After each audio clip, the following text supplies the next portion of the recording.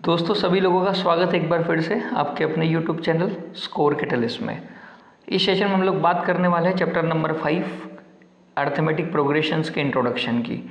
बच्चों arithmetic progression क्या होता है, ये किस तरीके से हम लोग क्वेश्चंस को सॉल्व करेंगे, कैसे हम लोग समझेंगे कि कोई चेन अगर कोई नंबर्स का फॉर्मेशन लिखा है तो वो AP में है। ये बहुत इंपॉर्टेंट चैप्टर है बच्चों। यहाँ से अमूमन केस स्टडी हर साल बनती है, हर साल केस स्टडी इस क्वेश्चन से आती है।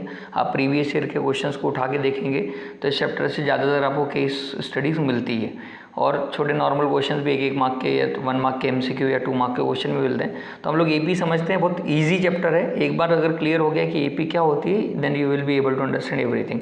हम लोग इस सेशन में AP क्या होती है, nth टर्म ऑफ AP की क्या होती है और sum of n terms of AP ये क्या होता है ये भी समझने वाले हैं। ठीक है, तो स्टार्ट करते हैं हम लोग सबसे पहले AP से क्या होता है। तो बच्चों डेफिनेशन हमारे सामने लिखिए, an arithmetic progression AP, in short हम लोग इसको AP लिखेंगे, is a sequence of number. Sequence of number मतलब कुछ नंबर सीक्वेंस में लिखे होंगे बट उनके साथ कंडीशन होगी where the difference between any two consecutive terms is constant. ठीक है, जैसे फॉर एग्जांपल एक नंबर की चेन लिखी है हमारे पास, नंबर की सीक्वेंस लिखी है 1 2 3 4 5 6 फॉर एग्जांपल बच्चों। ठीक है, अब देखो ये 1 के बाद 2, 2 के बाद 3, 3 के बाद 4, ये 1 और 2 क्या होगी कॉन्जिक्यूटिव टर्म्स, 2 और 3 क्या होगी कॉन्जिक्यूटिव टर्म्स, 3 और 4 क्या होगी कॉन्जिक्यूटिव टर्म्स, इनको कॉन्जिक्यूटिव टर्म बोलेंगे। तो मैं देख रहा हूँ कि हर एक कॉन्जिक्यूटिव टर्म के बाद मतलब 2 में से 1 माइनस करूँगा तो भी 1 आएगा, 3 में से 2 माइनस करूँगा तो भी 1, 4 में से 3 माइनस करूँगा तो भी 1, यहाँ भी 1 और यहाँ भी 1। तो मैं देख रहा हूँ कि कॉन्जिक्यूटिव मतलब बाद वाली टर्म में से पहली वाली टर्म को माइनस कर रहा हूँ तो आंसर हमेशा कितना आ रहा है 1 आ रहा है। तो ये डिफरेंस जो है क्या आ रहा है कांस्टेंट डिफरेंस आ रहा है। ये क्या डिफरेंस आ रहा है कांस्टेंट आ रहा है, मतलब ये क्या होगी एक AP होगी।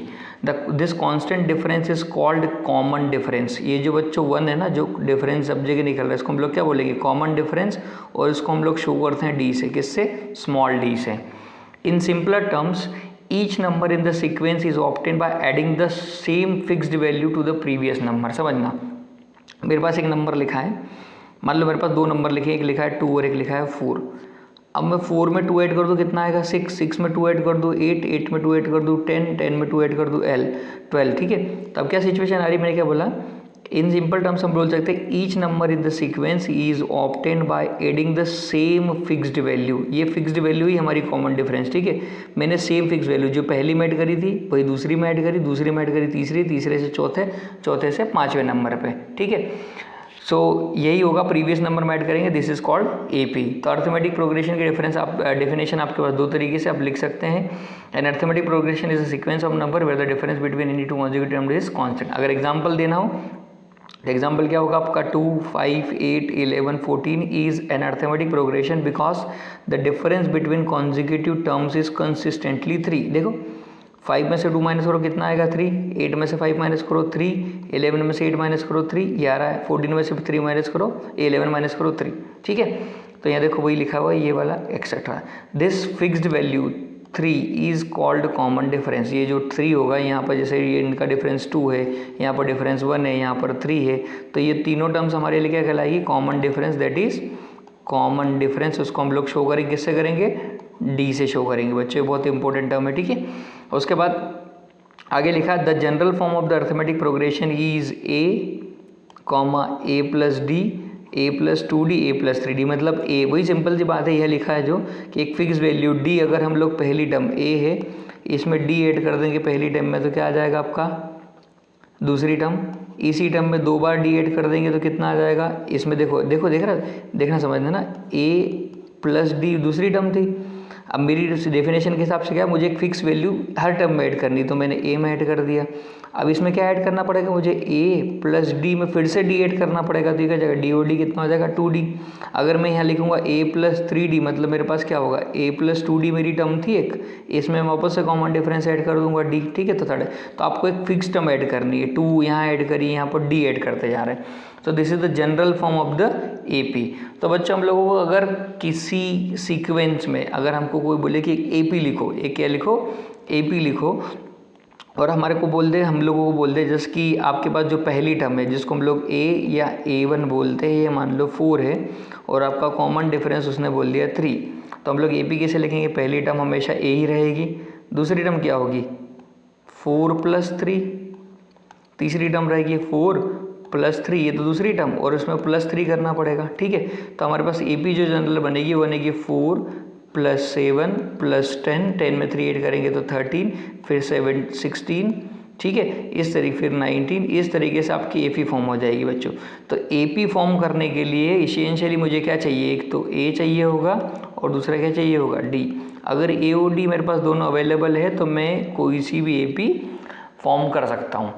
ठीक है बच्चों, तो ये बेसिक इंट्रोडक्शन होता है व्हाट इज़ AP और general terms of AP, general arithmetic progression जो होता है, ये याद रखेंगे सभी लोग। ये नेगेटिव पोर्शन में भी जाता है, नेक्स्ट पेज में लिख देता हूँ मैं अपने पास। ठीक है, नेक्स्ट पेज में क्या है हमारे पास, जैसे सिचुएशन हमारे पास, मान लो कि A लिखा था मैंने, A से कहाँ गया मैं, A + D, A + 2D गया, इधर कितना आ सकता हूँ मैं, A - D, फिर क्या आएगा आपका A - 2D। ठीक है बच्चों, जरूरी नहीं कि AP नेगेटिव हो, जैसे पॉजिटिव हो, AP नेगेटिव हो सकती है, जैसे 0 से स्टार्ट करो, 0 -1 -2 -3, ये भी एक AP है, -1/2 0 +1/2, फिर इसमें 1/2 में 1 1, फिर इसमें आधा जोड़ दो 3/2, like that only, this is also an AP। ठीक है, तो ये भी एक आपकी AP है। ठीक है, यहाँ -1 आ जाएगा इसमें ऐड करने पे, तो दिस इज ऑल्सो AP। तो AP can be negative, can be positive, can be 0। देखो 0, 0, 0 0 0, ये AP है। देखो ये पहली टर्म A हो गई, A में 0 जोड़ा तो A + 0, ठीक है, फिर A में डबल 0 जोड़ा तो ये भी एक AP है। तो इस तरीके से हम लोग बोल सकते हैं, हमारे पास मान लो एक नंबर है 1 1 1 या 2 2 2, ये सब AP है बच्चों। क्यों AP है, देखो पहली टर्म A है, A में फिक्स टर्म जोड़ रहे हैं हम लोग, देखो A में 0 ऐड करने पे कितना आएगा, A ही आएगा, तो A बनेगा। फिर A में A वापस A बन गया हमारे पास, A + 0 में फिर से 0 ऐड करेंगे तो ये वाली टर्म बनेगी। तो इनका कॉमन डिफरेंस कितना हो गया, 0। यहाँ भी कॉमन डिफरेंस कितना हो गया, 0। ठीक है, तो बच्चों इस तरीके से ये भी AP है, मतलब कॉन्स्टेंट नंबर की चेन भी हमारे पास क्या है, AP है। NCERT में एक क्वेश्चन है ऐसा, हम लोग उसको देखेंगे। अगर हम लोग एग्जाम्पल की बात करें बच्चों, जैसे देखो मान लो कि मेरे पास एक एग्जाम्पल लेता हूँ मैं, पेज नंबर 3 पे मुझे एक AP बनाना है। मैंने लिखा फाइंड AP, क्या लिखना है, फाइंड AP हुज A कितना है आपके पास 2, और D आपको उसने बोल दिया कितना, -1/2। ठीक है, तो मैंने लिखा AP के टर्म्स लिखते हैं। AP क्या होता है, A general terms of AP, A + D, A + 2D, A + 3D, at least 3-4 terms आपको लिखनी है। ठीक है बच्चों, A कितना है 2, A + D कितना आएगा 2 + -1/2। ठीक है, A + 2D कितना आएगा, सॉरी A + 2D कितना आएगा आपका 2A है, और D कितना है आपका -1/2, कॉमा A + 3D कितना आएगा 2 + 3 × -1/2। ठीक है बच्चों, तो आपने क्या करा, A की प्लेस पे A रखा, D की प्लेस पे D, तो ये 2 हो गया। अब देखो 2 - 1/2 कितना आएगा, 2 + -1/2, एलसीएम लेके जब सॉल्व करेंगे नेक्स्ट सिस्टम में, ये 2 से 2 कैंसिल हो गया, तो 2 + -1, 2 -1 बचेगा। ये क्यों बचेगा -1 बच्चों, क्योंकि प्लस और माइनस माइनस हो गया। ठीक है, और यहाँ पर देखो कितना बच जाएगा, ये 2 + -, 2 - 3/2, इसको माइनस ले लो तो यहाँ 2 हो गया। एलसीएम कितना है इन दोनों का 2, ये 1 है तो 2 जाएगा तो कितना हो जाएगा 4 - 1, 2 - 1 1 हो गया। यहाँ भी एलसीएम कितना है आपका 2, ये हो जाएगा 4 - 3। तो हमारे पास जो AB बन रही 2, 3/2, 1 और 1/2। ठीक है भाई, तो बच्चों ये AP डिक्रीजिंग ऑर्डर में, ये भी क्या है आपके पास डिक्रीजिंग ऑर्डर में। इस तरीके से हमारे पास अगर कोई सिचुएशंस आती है तो हम लोग AP को इस तरीके से फॉर्म कर सकते हैं। ठीक है बच्चों, तो ये एक बेसिक एग्जांपल हुआ AP का। ऐसे ही क्वेश्चंस आपको पूछे जाते हैं। जैसे एक और क्वेश्चन है हमारे पास, जैसे फॉर एग्जांपल एक और क्वेश्चन लेते हैं हम लोग। ठीक है, जस्ट फॉर एग्जांपल आपको पूछा है कि फाइंड द कॉमन डिफरेंस। क्या पूछा उसने, find the common difference of following AP। Common difference मतलब क्या निकालना है, ऑफ फॉलोइंग APs। ठीक है, APs मैं शॉर्ट में लिख देता हूँ। जैसे फॉर एग्जांपल आपको बोल दिया एक AP है आपके पास A + 2D, A + 4D, A + 6D एक AP है। इसका कॉमन डिफरेंस निकालना। बच्चों बहुत इंपॉर्टेंट टर्म है। हम लोग कॉमन डिफरेंस कम से कम AP दे रखा है तो कम से कम क्या करेंगे, 2 टर्म्स को एटलीस्ट माइनस करके देखेंगे। ठीक है, तो चेक करके देखते हैं हम लोग जरा ध्यान से। कॉमन डिफरेंस क्या होता है, कॉमन डिफरेंस देखो, इसको अगर आप A1 बोलो, इसको बोल दो A2। बच्चों A और A1 एक ही होता है यहाँ पर। ठीक है, ये हो गया A3 और ये A4। तो मैं कॉमन डिफरेंस की जब बात करूँगा तो A2 माइनस A1, या यही कॉमन डिफरेंस ये भी हो सकता है A3 minus A2। At least 2 term के लिए चेक करेंगे हम लोग, ठीक है। तो A1 देखो, A2 कितनी है A प्लस 2D, और A1 कितना माइनस का है, A से A कट गया, तो यहाँ से D कितना आ रहा है आपका कॉमन डिफरेंस 2D के बराबर।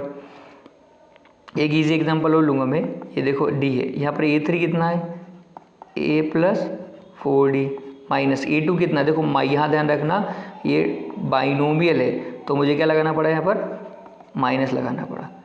तो A प्लस 4D ये हो गया माइनस, और ये माइनस माइनस कितना हो गया आपका 2D, A से कैंसिल, 4D में से 2D गया, कितना बच गया आपके पास 2D। तो देखो बच्चों, दोनों केस में आपका कॉमन डिफरेंस क्या आ रहा है, सेम आ रहा है, मतलब ये AP का कॉमन डिफरेंस हमारे पास जो है वैलिड है। वैसे AP लिखा है आपके पास फॉलोइंग AP, तो आप एक से ही कर सकते हो। जस्ट मैंने आपको ये एक केस आता है हमारे पास, बार बार एग्जाम में ऐसे केसेस आते हैं, तो आपको ये यहाँ ध्यान रखना है कि आपको यहाँ ब्रैकेट लगाना है, क्योंकि हम एक बाइनोमियल में से दूसरा बाइनोमियल माइनस कर रहे हैं, ठीक है बच्चों, इसको ध्यान रखना है। तो आप इस तरीके से कर सकते हो। फॉर एग्जांपल एक और एग्जांपल लेते हैं हम लोग थोड़ा सा, ठीक है। एक एग्जांपल लेते हैं, नेगेटिव ले लेते हैं। जैसे आपके पास एक AP है 6,1 -4 -9 और -14, ठीक है। जस्ट फॉर एग्जांपल एक AP है, इसको कॉमन डिफरेंस निकालना है। तो देखो कॉमन डिफरेंस क्या निकलेगा, ये देखो ये हो गई A1, ये हो गई A2, ये हो गई A3। अब चेक करके देखो, मैं कॉमन डिफरेंस निकालूंगा A2 माइनस A1, तो कितना हो जाएगा 1 माइनस 6, मतलब आंसर कितना आएगा -5। यहाँ से चेक करके देखते हैं, चेक करना है, वैसे आंसर सेम ही आना है। अब यहाँ से चेक कर देते हैं A3 माइनस A2, A3 कितना -4, और उसमें से माइनस कितना करूँगा माइनस का 1, सॉरी +1, देखो जरा ध्यान से कितना +1, सॉरी ये +1 आएगा, ये 1 माइनस कर दिया, तो -1 -4 कितना हो गया -5। कॉमन डिफरेंस सेम आ रहा है, ठीक है। तो इस तरीके से बच्चों हम लोग कॉमन डिफरेंस चेक कर सकते हैं। ये बहुत बेसिक सा इंट्रोडक्शन है AP का। अब बात करते हैं दोस्तों nth टर्म ऑफ AP की। nth टर्म ऑफ AP हम लोग इसको जनरली ऐसे लिखते हैं nth टर्म ऑफ AP, ठीक है। nth टर्म ऑफ AP का मीनिंग मैं समझाता हूँ आप लोगों को। इसमें लिखा है the nth term of the arithmetic progression can be found using formula. Formula देखो मैं ऐसे लिखता हूँ, यहाँ पर लिखें AN, ये नीचे लिखते हैं N, A plus N minus 1 into D। हम लोग एक एक टर्म को समझते हैं। ये जो AN है इसी को हम लोग बोलते हैं nth टर्म। क्या बोलते हैं इसको, nth टर्म, ठीक है। और ये A जो ये क्या होता है हमारे बच्चों, फर्स्ट टर्म। इसको क्या बोलते हैं हम लोग, फर्स्ट टर्म ऑफ AP, जिसको हम लोग A या A1 से शो करते हैं। N होता है हमारा नंबर ऑफ टर्म्स, ठीक है। इसको समझना, नंबर ऑफ टर्म्स। जैसे मान लो कि AP है हमारे पास 1 3 5 7 9 11 13।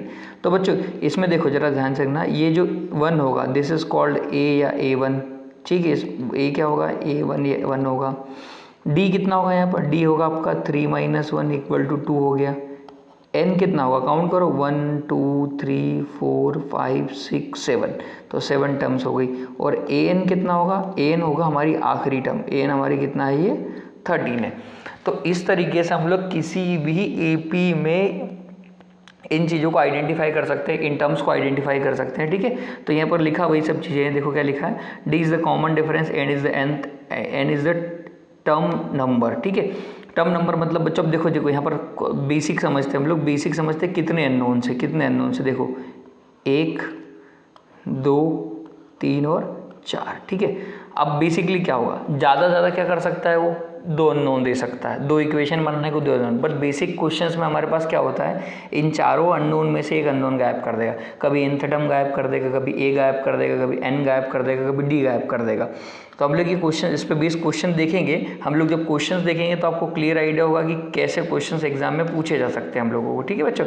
अब जैसे एक बेसिक क्वेश्चन को हम लोग देखेंगे, इसके बाद देखते हैं बेसिक क्वेश्चन को। पहले हम लोग थोड़ा सा ये वही थ्योरी वही लिखिए। अर्थमेटिक प्रोग्रेशन क्या होता है, first term this is the initial value of the AP sequence, ये बता दी मैंने इनिशियल वैल्यू। फिर लिखा है term number, this indicates the position of term you want to find out, ठीक है। ये टर्म नंबर है A1 A2 A3 A4 A5 A6 A7 like that.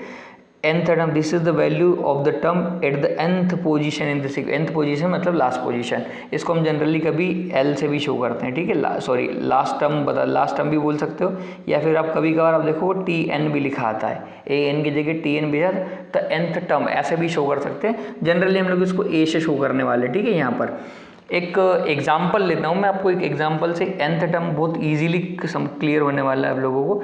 देखिए एक एग्जाम्पल हमारे पास लिखा है, फाइंड, जस्ट फॉर एग्जाम्पल लिखा हमारे पास, find 28th and 25th and nth term of AP given by AP कैसी हमारे पास देखो 2, 5, 8, 11 dot dot dot and so on, ये AP है हमारे पास। देखो अब यहाँ पता क्या क्या है बच्चों, जो पता वो ले लेते हैं। सबसे पहले गिवन लिख देते हैं, गिवन हमारे पास क्या है, हमारे पास A है 2, D ले लेते हैं, D कितना है 5 माइनस 2, इस बार सेकेंड वाली टर्म से पहली टर्म को माइनस करो, थर्ड से फर्स्ट को सेकेंड को माइनस, एक ही बात है, इज इक्वल टू कितना आएगा 3। अब बच्चों देखो क्या क्या निकालना है, 20th टर्म, तो इसको बोलूँगा A20।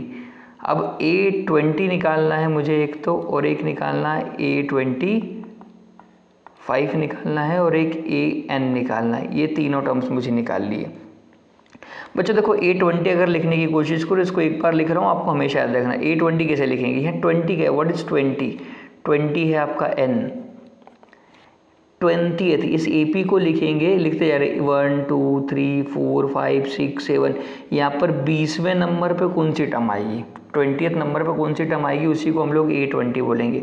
तो देखो जरा ध्यान से, ये लिखेंगे A प्लस N की जगह लिखूंगा 20, क्योंकि N 20 और D, तो A20 ऐसा लिख सकता हूँ कि मैं A20 is equal to A plus 19D, और इसी के हिसाब से अगर 25 लिखना हो तो मुझे क्या लिखूंगा, A25 इज इक्वल टू क्या लिखूंगा, A प्लस 25 माइनस D, तो A25 कैसे लिख सकता हूँ मैं, A प्लस 24D। तो बच्चों एक बेसिक अंडरस्टैंडिंग आ गई। तो अगर मेरे पास फॉर एग्जांपल मुझे A11 लिखना हो कहीं पर, तो मैं ऐसे लिख दूंगा directly A plus 10D। Hopefully अभी क्लियर होगा कि A11 कैसा लिखा जाएगा, ठीक है। ये फॉर्मूले में रख के मैं चला। अब मुझे देखो निकालने की कोशिश करता हूँ कैसे निकालना है मुझे, ठीक है। देखो A20 निकालते हैं, तो A20 के लिए मुझे क्या क्या चाहिए, A चाहिए और D चाहिए, ठीक है। A भी है और D भी है, तो मैंने लिख दिया A20 is equal to, A is what 2, और D कितना है 19 है, D कितना है मेरे पास 3, तो A20 हो जाएगा आपका 19 3 जा 57 प्लस 2 प्लस 57 कर दो इसको, तो A20 कितना आएगा आपका 59। अब बच्चों लिख के देख लेना, इस AP को लिखते जाना, 20 टर्म काउंट करना, जैसे इसको बोलोगे 1, इसको 2, इसको 3, इसको 4, ऐसे आप जब 20th टर्म लिखोगे तो यहाँ पर नीचे आपका 59 आएगा। इस तरीके से आप लिख के देख लेना एक बार, अगर आपको एग्जाम्पल चाहिए हो तो। अब यहाँ पर बच्चों क्या है, दूसरे केस में हमको बोला A25 है, कितना आपके पास 25, तो मैंने 25 निकाल लिया, तो A25 हमारे पास निकला कितना, देखो A कितना है, AP तो सेम ही है 2 ही रहेगा, D भी कितना है 3 है तो सेम रहेगा, तो A25 कितना हो जाएगा हमारे पास, देखो ज़रा 24 3 जा 72, तो 2 प्लस 72 कितना हो गया आपके पास 74, तो A25 कितना जाएगा अबाउट 24। अब उसने पूछा है AN कितना होता है, देखो AN हमारे पास कितना होगा A प्लस ये n है, यहाँ जो रहता है ये नंबर रहता है उसको माइनस करते हैं, तो n माइनस 1 इंटू डी। अब n की वैल्यू तो है नहीं मेरे पास, ठीक है, तो ये n के फॉर्म में आंसर आने वाला है 2 plus n minus 1 into D कितना है मेरे पास 3। इसको यहाँ शॉर्ट आउट करता हूँ मैं थोड़ा सा बच्चों, ठीक है। तो यहाँ देखो कितना हो जाएगा, ये an is equal to 2 plus 3n minus 3, इसको मल्टीप्लाई कर दिया अंदर दोनों से, देखो 2 में से 3 चला गया था हमारे पास, an कितना बचेगा, 2 में से 3 गया तो -1, तो ये जाएगा आपका 3n माइनस 1, ये an की वैल्यू आ गई बच्चों हमारे पास, ठीक है। तो इस तरीके से हम लोगों ने A20, A25 और an निकालना कोशिश सीखा, ठीक है। हम लोग जब NCERT के एग्जाम्पल और लेंगे तो हमको और चीज़ें क्लियर होगी और बहुत अच्छे क्वेश्चन इसके ऊपर एग्जाम में आते हैं, ठीक है बच्चों। नेक्स्ट स्लाइड में मेरे पास एक इंपॉर्टेंट टेबल बनी हुई है, ये टेबल बहुत बहुत इंपॉर्टेंट है हम लोगों के लिए। इस टेबल को आप ध्यान से देखेंगे और समझने की कोशिश करें। अब इस टेबल का इम्पोर्टेंस कहाँ है बच्चों, ये देखना है हम लोगों को। जैसे हमारे पास कभी कभार हमको बोला जाता है कि जस्ट फॉर एग्जांपल लिखा है find 4 numbers in AP whose sum is 20। जैसे क्वेश्चन दे दिया, क्या बोला कि एपी में 4 नंबर ढूंढो जिनका सम कितना है 20 है, या फिर ऐसा बोल दिया split a number into 3 parts such that they are in the AP and the product of this something this. ठीक है, तो मैं क्वेश्चन लेता हूँ, उस क्वेश्चन से आपको एक्सप्लेन करने की कोशिश करता हूँ इनका इंपॉर्टेंस। ठीक है, आप देखना मैं कैसे समझता हूँ। ठीक है, देखो इसमें लिखा है split 69 into 3 parts such that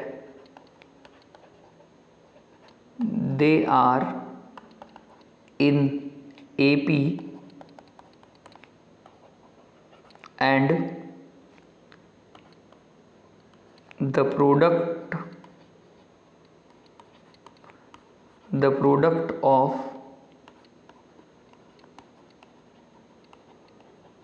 two numbers, two smallers। ठीक है,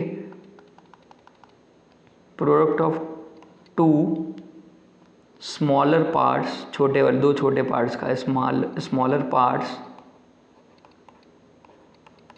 इज 483। बच्चों देखो ये टेबल बताने के पीछे रीज़न क्या है मेरा समझना। अब देखना आपको क्लियर हो जाएगा, ये हमारे पास क्वेश्चन है, ये टेबल आपको क्लियर होगी। मैंने बोला है स्प्लिट 69 इंटू 3 पार्ट्स। देखो यहाँ पर पहली कंडीशन 3 लिखिए, 4 लिखिए, 5 लिखिए, 6, मतलब number of terms to be selected. अगर मुझे 3 टर्म्स बोलने को बोला जाए तो हमेशा मैं यही सिलेक्ट करूँगा। ठीक है, तो मैंने मान लिया let us consider the parts, let the 3 terms of A P are A minus D, A और ए प्लस डी। इसके पीछे रीज़न क्या है बच्चों, देखना जरा है ना, आप समझना थोड़ा। Split 69 to 3 part such that they are in the A P. 69 को स्प्लिट करा मतलब इन तीनों का सम कितना आएगा 16 है। देखो ए minus D plus A plus D, इन तीनों का सम कितना आना चाहिए 16 स्प्लिट करा है। तो देखो इससे फ़ायदा क्या हुआ, ये डी से डी कैंसिल हो गया, तो यहाँ आ गया हमारे पास 3a इज इक्वल टू 69, मतलब a की वैल्यू आ गई आपके पास 23। अगर मान लो बच्चों मैं इसको ऐसा नहीं लेके कुछ और ले लेता, जैसे मान लो ए पी में ले लेता ए, ये 3 टर्म्स ऐसे लेता ए प्लस डी और ए प्लस 2d। देखो बच्चों इन तीनों को जब ऐड करता A plus D plus A plus 2d is equal to 69, तो यहाँ पर इक्वेशन बनती ए प्लस ए कितना हो गया ये आपका 3a और d प्लस 2d कितना हो गया 3d इज इक्वल टू 69। बच्चों देखो यहाँ पर a और d दोनों आ रहा है, ये कैंसिल आउट नहीं हो रहा है। तो यहाँ जब कैंसिल आउट होने की सिचुएशन बनी मेरे पास, तो मेरे पास a आ गया 23, मतलब एटलीस्ट एक वेरिएबल की मेरे पास वैल्यू आ गई है, जो मेरे लिए a और d दोनों क्या है वेरिएबल ही है, वेरिएबल आ गए। तो अब बच्चों हम लोग ध्यान रखेंगे इस एग्जाम्पल से, इस एग्जाम्पल को मैं सॉल्व करके कंप्लीट बताता हूँ आप लोगों को कैसे सॉल्व होगा, ये बहुत इजीली सॉल्व हो जाएगा। ठीक है, तो आपको ये शायद क्लियर हुआ होगा कि हम लोगों को किस केस में क्या लेना है। तो आप ये टेबल को इम्पोर्टेंटली अपनी कॉपी में नोट करेंगे। ठीक है, यहाँ पर जो कॉमन डिफरेंस निकलेगा वो डी निकलेगा, क्योंकि इन दोनों का कॉमन डिफरेंस देखो डी ए और डी ऐड हो रहा है। यहाँ पर कॉमन डिफरेंस कितना निकलेगा 2d निकलेगा, ये आप चेक कर लेना, भले ही आप इसमें से इसको माइनस करोगे तो 2d मिलेगा, यहाँ कॉमन डिफरेंस d मिलेगा, फिर सब इसको इसमें माइनस करोगे या 2d। ठीक है, हमको ये तीनों चारों केसेस याद रखना है। अगर हमको 3 टर्म सिलेक्ट करनी है कोई सी भी, तो हम लोग a माइनस डी और a प्लस डी लेंगे। अगर हमको 4 टर्म सिलेक्ट करनी तो a minus 3d, a minus D, a plus D और a प्लस 3d लेंगे।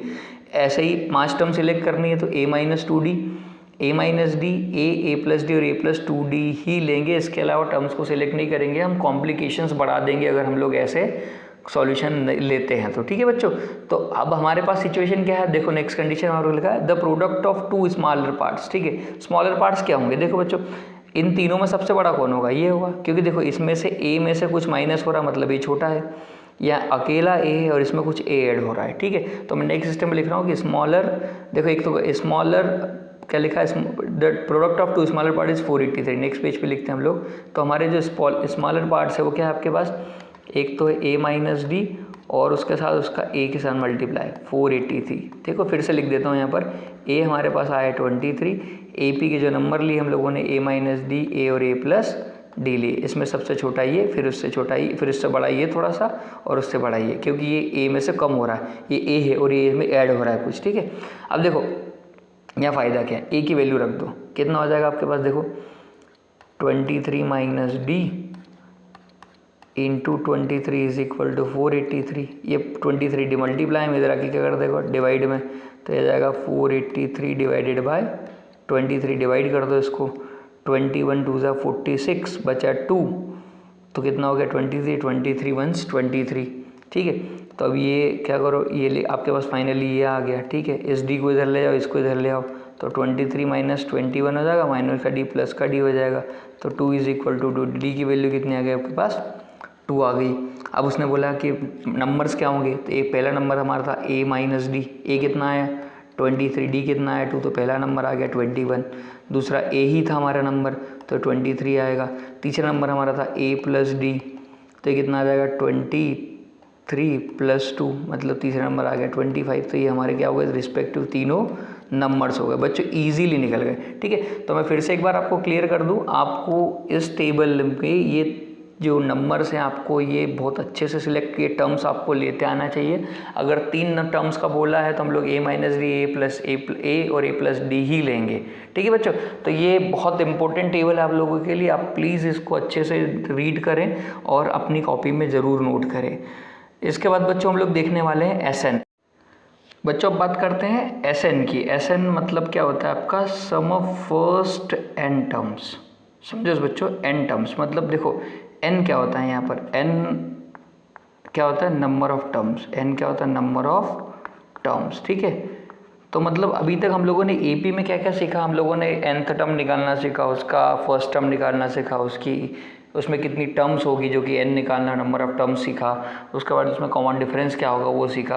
अब हम लोग बात कर रहे हैं कि अगर हमारे पास कोई एक AP है 1 3 5 7, ठीक है, तो इसकी जो फर्स्ट 10 टर्म्स होगी, ठीक है, उनका सम निकालना, मतलब स्टार्टिंग की 10 टर्म्स क्या क्या होगी, देखो 1 3 5 7, 7 के बाद 9, 9 के बाद 11, 11 के बाद 13, 13 के बाद 15, कितनी हो गई 1 2 3 4 5 6 7 8 और ये 9 और ये 10। ठीक है, बस तो इन सब का सम निकालना है, तो हम लोग ऐसे तो करेंगे नहीं 1 + 3 + 5 + 7 9 + 11 से। ठीक है, हमारे पास इसके लिए एक फॉर्मूला है जिसको हम लोग बोलते हैं nth term of the sum of nth term of the sum of n terms of the AP, sorry. ठीक है, जो फॉर्मूला हम लोग उसको लिखते हैं SN इज इक्वल टू क्या होता है आपका n/2, ये जो n है वो सेम रहता है, इसको लिखेंगे आगे 2a + n-1 इंटू डी।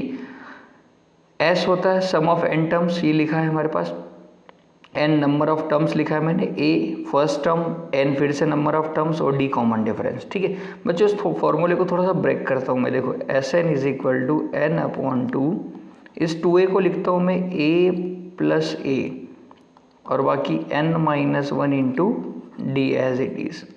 हम लोगों ने अभी थोड़ी देर पहले देखा ये वाला फॉर्मूला, इस फॉर्मूले को हम लोग ऐसा लिखते थे an is equal to a + n-1 to D. ठीक है, पिछले पेज पे देखा हम लोगों ने, यही फॉर्मूला देखा हम लोगों ने इसके पिछले पेज पे।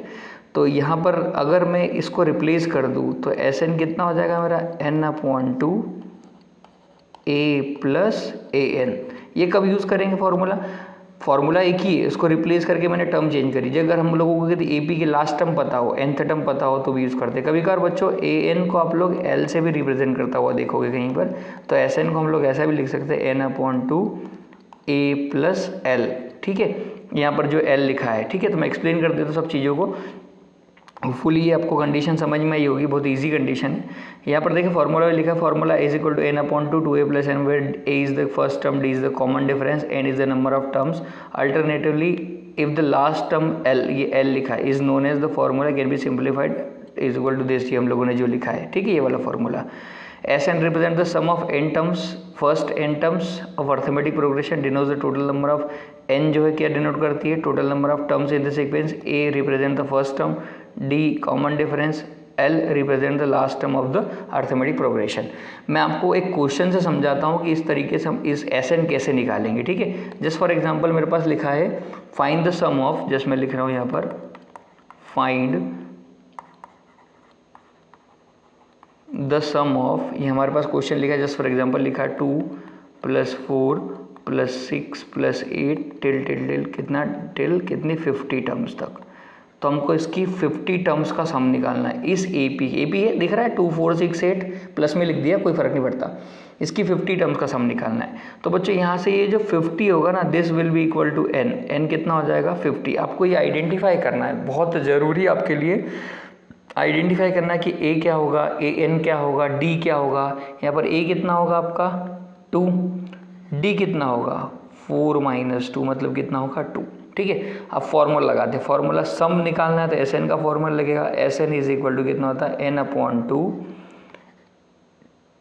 2a plus n-1 into D.